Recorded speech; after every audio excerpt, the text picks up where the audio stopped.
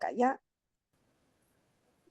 Sí, bueno, buenas noches, compañeros. Máster, de igual manera, muy gustosa de estar aquí y aprender un poco de todo ese conocimiento que usted nos puede hoy enseñar.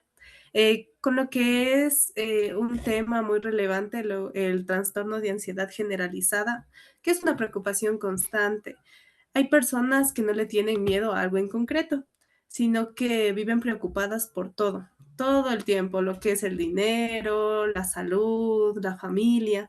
¿Qué consejo o herramienta se les da en terapia para frenar esa mente que no para de pensar en lo peor? O sea, en cualquier situación es lo peor que uno puede estar pensando.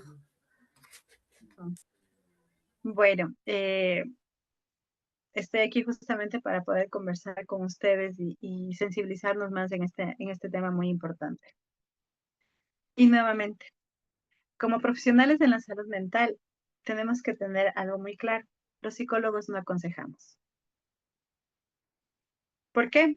El consejo es mi opinión directa sobre el problema o la dificultad que esté presentando la persona. Y los pacientes no vienen a escuchar nuestra opinión directa. Incluso ellos creen que nosotros debemos darles nuestra opinión, pero no nos estamos formando para eso. Nos estamos formando justamente para guiar, para orientar, para apoyar, para escuchar a los pacientes, por lo cual no vamos a aconsejar, ¿sí? Sino vamos a guiarles en cómo solucionar sus conflictos, sus dificultades. Entonces, por eso es importante entender esta parte primero. Y con respecto a esto de la ansiedad generalizada, debemos empezar de que no buscamos borrar los pensamientos de las personas, ¿sí? No existe eso, no existe un borrador mágico que nos haga borrar recuerdos, que nos haga borrar pensamientos, que no. Lo que nosotros, como hemos hablado anteriormente, bajo el conocimiento, bajo el aprendizaje del ser humano, es donde va a poder modificar justamente las conductas que está teniendo y que le están haciendo daño a él o obviamente a su entorno. Entonces, lo que queremos es cambiar la relación que tiene nuestro paciente con sus pensamientos que le están aterrorizando, con sus pensamientos que le están caotizando su vida. Entonces, primero, lo mismo, al igual que lo que trabajamos antes, ¿no? Con la ansiedad adaptativa y el trastorno. Es lo mismo, la preocupación productiva y la preocupación improductiva. Ahí es donde vienen estos pensamientos intrusivos, estos pensamientos rumiantes, estos pensamientos de que siempre estoy pensando en lo fatal o en lo terrible con respecto a todo lo que me rodea en mi vida. Todos los días los seres humanos, y más cuando nos convertimos en adultos, tenemos que pensar en nuestra salud, en nuestro dinero, en nuestra familia, en nuestro trabajo. Ustedes también en el estudio de pregrado que están realizando. Entonces, al nosotros como seres humanos estar todo el día con la necesidad de analizar, de generar respuesta ante estos pensamientos, justamente tenemos que identificar lo que es productivo y lo que no es productivo para nosotros. Entonces, por eso debemos de saber la tolerancia y la incertidumbre también que podemos llegar a tener con respecto a estos pensamientos, ¿sí? Y nuestra mejor amiga que hemos aprendido el día de hoy, la terapia cognitivo-conductual. Entonces, también podemos aplicarla aquí, ¿no? Y son justamente técnicas que nos van a permitir enfrentar y nos van a permitir, como decir, manejar, gestionar. Otra palabra que hemos aprendido el día también, gestionar, ¿no es cierto? No controlar, no reprimir, no ahogarme, sino gestionar mis emociones, gestionar mis pensamientos, eh, relacionarme de una manera adecuada. Por ejemplo, ¿ustedes han escuchado sobre el mindfulness o la difusión cognitiva? ¿Sí? Entonces, la mente piensa en la ansiedad, en lo peor, ¿no es cierto? Si sale mi mamá a la tienda, entonces pienso en que, chuta, y ojalá no le roben, porque la otra semana robaron aquí en el barrio, entonces ahora sí, capaz que si sale sola, le van a robar. Si tengo que irme en bus a la universidad, no, es que tengo que ser precavido, obviamente, esa es la diferenciación, ¿no?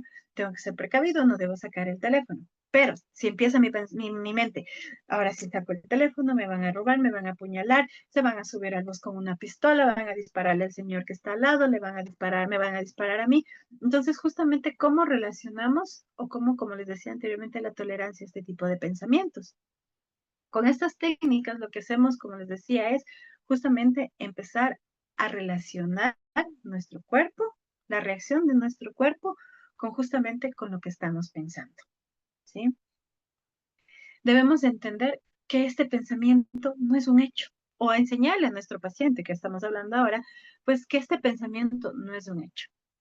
Por ejemplo, si no me alimento bien, me voy a enfermar, ¿sí? Entonces, realmente el pensamiento es, me voy a enfermar, tendrán que hospitalizarme, me van a operar, y ahora cómo voy a trabajar si tengo que estar hospitalizado, aun cuando ni siquiera he presentado un mínimo síntoma de una enfermedad, ¿sí? ¿Cómo le encaminamos a nuestro usuario, a nuestro paciente, a cambiar me voy a enfermar creo que puedo llegarme a enfermar si es que no me alimento adecuadamente? Si es que no estoy cumpliendo con mis horarios de alimentación, es posible que me llegue a enfermar, ¿sí? Entonces, le estoy justamente orientando a nuestro paciente en cómo poder manejar estos pensamientos. Pero obviamente, pues, tengo que analizar lo mismo, la intensidad, la frecuencia, la cronicidad de estos pensamientos, por dónde se están generando y qué también pudo haberle generado el inicio de estos pensamientos. No solo voy a trabajar sobre lo que está presentando ahorita, sino también tengo que trabajar que qué es lo que pudo haber generado desde el inicio este tipo de pensamientos. Todo lo que hemos hablado el día de hoy, cómo nuestro entorno familiar desarrolla o responde ante situaciones caóticas, cómo maneja también estos pensamientos, ¿no? Nuestros padres nos dan la bendición, ten cuidado, ve con cuidado, mirarás bien el bus, mirarás a los dos lados antes de cruzar la calle. Bueno, eso es un pensamiento no ansioso, sino es de cuidado, es de generarnos ese cuidado que nos dan nuestros padres. Sin embargo, ¿cómo se convierte, no? ¿Cómo se puede llegar a convertir en, ya salió, es que le va a pasar algo, es que se va a morir, es que le van a secuestrar, y entonces, ¿y cómo podemos? Entonces, por eso es que gestionar, orientar, utilizar las técnicas adecuadas, las herramientas dirigidas a cada individuo, porque es algo que también debemos analizar y debemos tenerlo muy en claro. No todas las técnicas se aplican para todos los usuarios. ¿Sí? Por eso es muy importante una entrevista bien estructurada, conocerle, hacer un buen rapport con nuestro usuario para poder desde nosotros generar una técnica adecuada enfocada a nuestro paciente, que sea útil, que venga a nuestras sesiones terapéuticas y pueda salir con un bienestar, pueda salir con una satisfacción. No solo venga con la esperanza de que algún día va a estar bien, sino siempre desde el primer día poder generar eso para que el paciente confíe en sí mismo y por ende también confíe en nosotros durante el proceso terapéutico.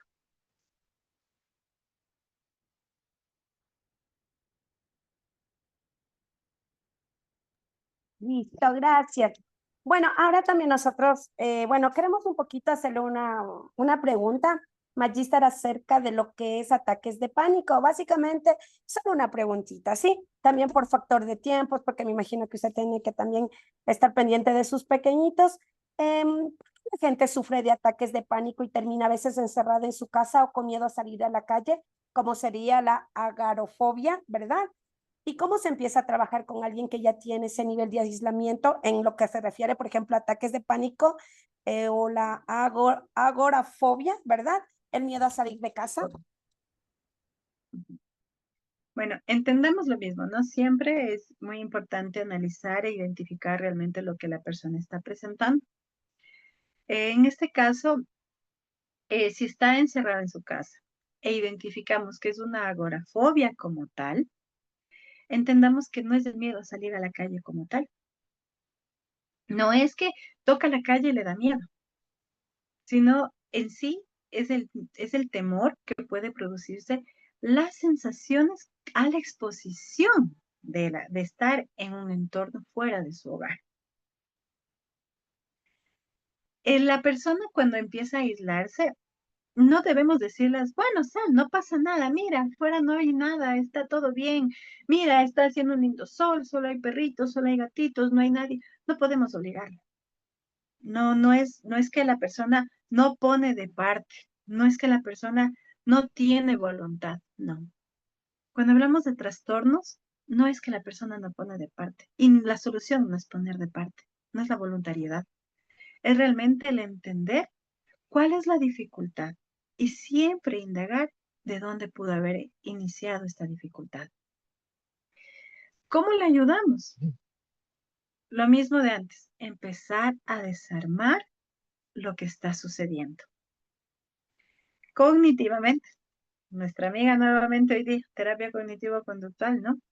Cognitivamente, informarle a nuestro sistema nervioso que el peligro puede ser una ilusión o puede ser un recuerdo basado en una experiencia negativa del pasado y que su cuerpo sí puede llegar a calmarse ante estas órdenes que nuestro cerebro puede llegar a darle. Entonces, obviamente, si tenemos una persona con una negatividad de salir de su entorno, de su casita, no podemos llevarle a la terapia al centro de salud, al consultorio privado, a la clínica, ¿no es cierto? Entonces, obviamente, ¿cómo va a llegar esta persona? Esta persona no va a sentir la necesidad, tal vez sepa que tiene un problema, pero no va a sentir la necesidad porque su hogar es su lugar seguro, entonces no va a querer salir. Entonces, tal vez sea su familia la que va a buscarnos, ¿no es cierto? La que va a buscar justamente a la ayuda, va a buscar al profesional, ¿sí? Entonces, por eso es que ahora nos aplicamos mucho nuestra tecnología. Por ejemplo, la telepsicología. Lo que estamos haciendo ahora, terapia por medio de tecnología, ¿sí? Entonces, por eso, como hablaba antes, las redes de apoyo, su familia, su pareja, su entorno. Entonces, es la que va a podernos ayudar también, ¿no? A poder llegar a este usuario. Entonces, por ejemplo, si usamos la telepsicología, bueno, todo bajo una planificación terapéutica. Entonces, empezamos bajo videollamada, en un entorno seguro para nuestro usuario, utilizamos la psicoeducación siempre, conversamos cuáles son sus temores, qué es lo que pudo haber pasado, nunca dejando de lado una buena entrevista clínica. Entonces empezamos también, ¿no? Por medio de la teleasistencia, empezamos a trabajar de la misma manera como lo pudiéramos hacer de forma presencial. Técnicas de respiración, la demostración de la empatía, de que entendemos el motivo por el cual no quiere salir de su entorno. Explicamos muy bien las herramientas y los objetivos de la herramienta. No solo es que toque la calle, es que pueda enfrentar las reacciones corporales y cognitivas que genera este estímulo, ¿sí? Lo mismo que en la otra técnica, también aquí se recomienda el mapeo de jerarquías, ¿no? El poder poner, a ver, ahora, pero ya no la exposición de foto, imagen, no, sino las distancias, por ejemplo. A ver, ¿cómo nos sentimos el abrir que suena la puerta? ¿Cómo nos sentimos tocar la vereda? ¿Cómo entonces le vamos poniendo justamente este listado de las distancias hasta dónde podría llegar? Qué sé yo, por ejemplo, hasta llegar a luz, ¿sí? Entonces, justamente mapeo y jerarquías, ¿ya? Entonces, luego vamos a acompañar a lo que son las exposiciones, ¿sí? Entonces, ahí sí ya nos vamos a conocer con nuestro usuario, ¿sí? Porque ya vamos al terreno de juego, como se dice. Entonces, aquí es importante también apoyarse, como les decía anteriormente, de nuestra red de apoyo, de nuestras redes como la familia, los conocidos, que son los que también van a apoyarnos. Y para eso también podemos entrenarles a los familiares, perdón, para que puedan trabajar con nuestro usuario, ¿sí? Y a irlo acompañando paulatinamente. Depende de cómo haya sido nuestra planificación. Obviamente todo esto va bajo la cronicidad, por tiempos. No es que le vaya a tener mucho tiempo fuera, va por tiempos y de acuerdo a la tolerancia o la incomodidad que esta persona sienta según el proceso de su ansiedad, ¿sí? Y obviamente, pues posterior, porque podemos desarrollar aquí la dependencia de la compañía. Entonces, posterior, por eso siempre es muy importante la planificación terapéutica, porque luego posterior, ¿qué vamos a hacer? Vamos a hacer lo que el paciente llegue a hacerlo solo, sin la compañía del terapeuta, del coterapeuta o del familiar, hasta que el usuario pueda llegar a generarlo. Obviamente, bajo esta planificación no podemos ofrecer una atención de apenas de un mes vamos a lograrlo, porque si identificamos que es un trastorno, pues también debemos respetar el tiempo en el cual el proceso terapéutico debe ser aplicado. Listo. Sí, muy interesante. Y al hablar del trastorno obsesivo compulsivo, que sabemos que son aquellas personas que tienen ideas fijas en la cabeza y que les da mucha ansiedad, ¿cómo se logra, por ejemplo, en el caso de estas personas? Hace un momentito nos habló acerca del pánico y esto. ¿Cómo no se logra en terapia que las personas dejen de hacer el ritual sin que se desespere? Bueno, a ver, entendamos que en los trastornos obsesivos compulsivos, en los TOCs, los rituales alivian la ansiedad, o al menos esa es la idea que tiene el paciente, ¿no? Me genera ansiedad el no cumplir mi ritual. Entonces, tengo que hacerlo para estar tranquilo, para estar regulado, ¿ya? Lo mismo, tenemos que evaluar la interferencia en la vida diaria de la persona, cómo afecta estos rituales, ¿ya? Entonces, justamente eso es lo que nos va a permitir identificar si estos rituales alivian a corto plazo o, al contrario, van a ser más crónico el trastorno. Entonces, por lo general, cuando hablamos de trastornos obsesivos compulsivos, nos describen, ¿no? En el pregrado nos describen lavarse las manos, prender a apagar, contar 1, 2, 3, 4, 5 antes de salir, pero el trastorno obsesivo compulsivo incluso va mucho más allá de eso. Va más allá, por ejemplo, hablábamos del ritual ahorita, ¿no? Si es que no hace el ritual, no se alivia la ansiedad. Pero cuando el trastorno obsesivo compulsivo no es con esos rituales, cuando la persona está en un entorno social común y le empieza a causar ansiedad el observar, qué sé yo, no esté en un orden de tamaños, algo en una tienda, por ejemplo, entonces, ¿cómo va a llegar eso? ¿Qué es lo que hacemos? ¿Qué es lo que trabajamos? Siempre es importante entender de que no vamos a obligarle que de la noche a la mañana empiece a dejar el ritual, no vamos a obligarle a que se empiece a exponer a que hoy día no lo haga, a ver cómo te sientes, ¿no? Entonces, por eso es importante que identifiquemos la empatía por este ritual, ¿sí? Para conocer, como les decía al inicio, la intensidad, cómo va aliviando la ansiedad, ¿sí? Y de ahí, pues, vamos, por ejemplo, a trabajar sobre la habituación, ¿sí? Es una de las estrategias que se aplica. ¿Qué significa la habituación? De que el paciente tiene que entender que la ansiedad no funciona si es que que la ansiedad no deja de funcionar si es que él no deja de hacer el ritual, ¿ya? Que hay momentos en los que puede ser más intenso, como puede ser en los intensos. ¿Se acuerdan que yo usé el término de regulación? ¿Sí? La persona necesita regularse. Entonces, en el malestar máximo, ¿cómo va a regularse ante el malestar mínimo? Entonces, esa es la habituación, ¿sí? Identificando también las intensidades. Siempre hablamos en lo que es las situaciones de ansiedad, la intensidad, porque no podemos trabajar en una crisis de la misma manera que trabajaríamos en un momento que la persona no tenga crisis, ¿ya? Por ejemplo, también vamos a trabajar una técnica que también es la gradación milimétrica. ¿Cómo el paciente se expone ante este temor de no poder cumplir su ritual? Y vamos lo mismo, hacer listados. Por eso la terapia psicológica interactúa tanto con el individuo para poder solucionar su situación, que juntos vamos a hacer, a ver, un listado, vamos a escribir, ¿qué pasaría si es que no lo hago? Desde qué pasa si no lo hago, qué ha pasado cuando no lo hago, qué sucede cuando no lo logré realizar, cómo me sentí, ¿sí? Entonces, por ejemplo, lo que les decía antes, típico, ¿no? El trastorno obsesivo compulsivo tiene que lavarse las manos, ¿ya?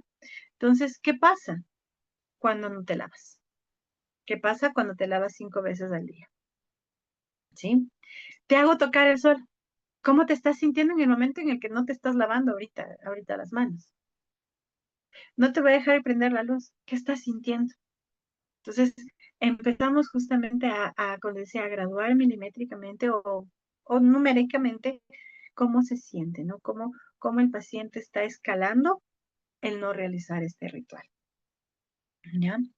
¿Qué es importante? Entender que todo este proceso, todos los procesos se tienen que trabajar bajo la planificación. Y cada planificación acorde a la realidad de cada individuo, ¿sí? Nosotros tenemos técnicas establecidas, como decía, de acuerdo a cada corriente psicológica. Pero no es que las vamos a cambiar, porque son, obviamente, pues, bajo investigaciones científicas, bajo ciencia basada en evidencia, pero sí podemos irlas graduando acorde a la necesidad de cada uno de nuestros usuarios, a cada uno de nuestros pacientes, de cómo poder empezar a trabajar. Entonces, en el caso de del trastorno obsesivo compulsivo, también identificar cuál es la necesidad, la interferencia en las actividades de su vida diaria, realmente le está ayudando, antes cómo era, cómo es ahora, entonces eso nos va a permitir pues observar cómo mejoramente ayudarle a nuestro usuario. Listo, está interesante. Bueno, sabemos que después, sabemos que tienen muchas cosas y nos quisiéramos quedar aquí todo aprendiendo mucho más, la verdad. Me ha hecho, bueno, no sé si a Pamela, a Steven también, pero nos ha hecho procesar un montón de cosas, ciertas dudas, que si bien es cierto, a ver, en teoría, dentro de la universidad, nos enseñan, pero realmente en la práctica a veces, yo sí creo que a veces es un poco diferente, creo yo, o por mis experiencias cuando he hecho prácticas de la universidad. Realmente nos ha ayudado muchísimo, Magíster, desde empezando, y ese término se me va a quedar para toda la vida, de no utilizar normal, que a veces lo repetimos constantemente y bueno, personalmente no me han dicho a mí nunca, entonces en los 8 semestres que voy, entonces eso es importante, ¿sí? Y por todo lo que hemos aprendido esta tarde. Queremos agradecerle profundamente por habernos aclarado de una forma tan sencilla, tan detallada, que inclusive, no sé, me hacía a mí imaginarme, ¿no? Mientras usted me contestaba, imaginaba un montón de cosas. Y esa es la parte humana que debemos tener. Entonces, y al entender un tema tan complejo como es la ansiedad, que a veces a lo mejor puede estar teniendo mi familia, mi hermano, mi mamá, mi papá. Entonces, eso sí le queremos agradecer. Nos llevamos un gran aprendizaje para nuestra carrera y muchísimas gracias por habernos regalado este tiempo valioso y lleno de mucho aprendizaje. Muchísimas gracias, Magíster. Gracias, compañeros, y nos vemos la próxima. Muchísimas gracias. Muchas gracias, un gusto, muchas gracias. Hasta luego, gracias.